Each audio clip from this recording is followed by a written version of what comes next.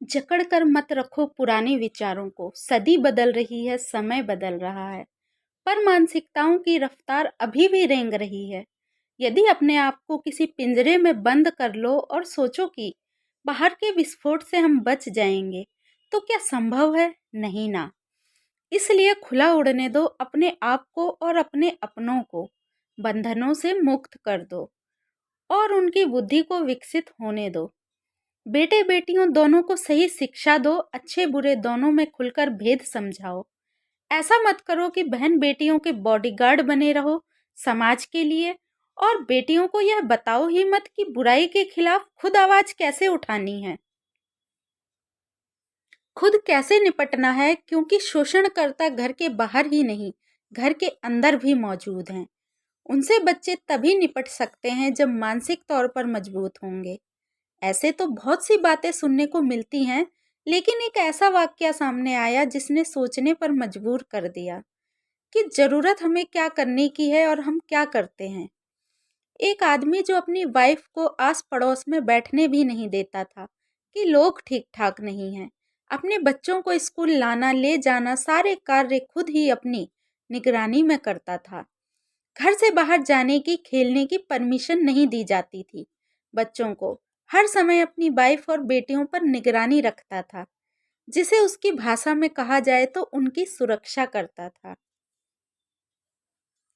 जो कि शायद घर के मुखिया का फर्ज भी होता है।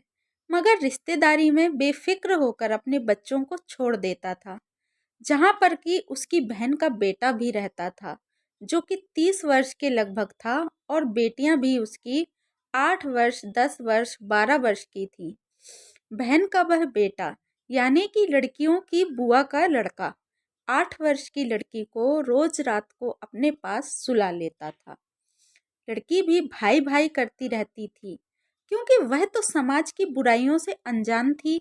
वह लड़का रोज रात को लड़की को सोने के बाद उसका शोषण करता था, पूरे परिवार के बीचों बीच। मगर किसी को कानों कान भनक तक नहीं लगी। हाँ, लड़की को कुछ दिनों के बाद ऐसा महसूस हुआ कि शायद रात को उसके कपड़े उतार कर कुछ किया जाता है, मगर इस कुछ का मतलब ना तो वह जानती थी, ना ही उसमें इतनी हिम्मत थी अपनी बुआ के लड़के, जो कि 30 वर्ष के लगभग था, उसके खिलाफ किसी से कुछ कह पाए। यह सिलसिला 2-3 महीनों तक चलता रहा, क्योंकि पहले स्कूल की छुट्टियां 2-3 महीनों की होती थी गर्मियों में, इसलिए लड़कियां सारा वक्त अपनी दादी के यहाँ बिताती थी, जहाँ उनकी बुआ का लड़का भी आ जाता था। अब पिता ने रात दिन जो देखरेख की बेटियों की, उसका नतीजा क्या निकला? क्या वह अपनी बेटी का शोषण होने से रोक पाए? क्या उन्हें पता भी चला? नहीं। यदि पिता ने बेटियों को अच्छे बुरे का ज्ञान दिया होता, तो शायद बेटी लड़के से दूर रहती, उसकी नजरों को पहचानती, उस लड़के के पास सोती ही नहीं, बेशक वो भाई ही क्यों ना हो।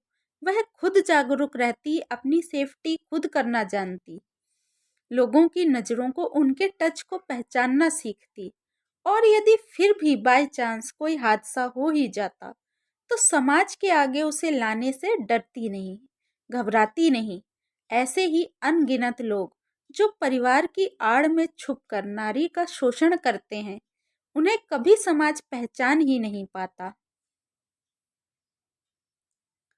वो भी बेनकाब होते, जिन्हें कभी सजा भी नहीं मिलती, उन्हें भी यह समाज दंड दे पाता।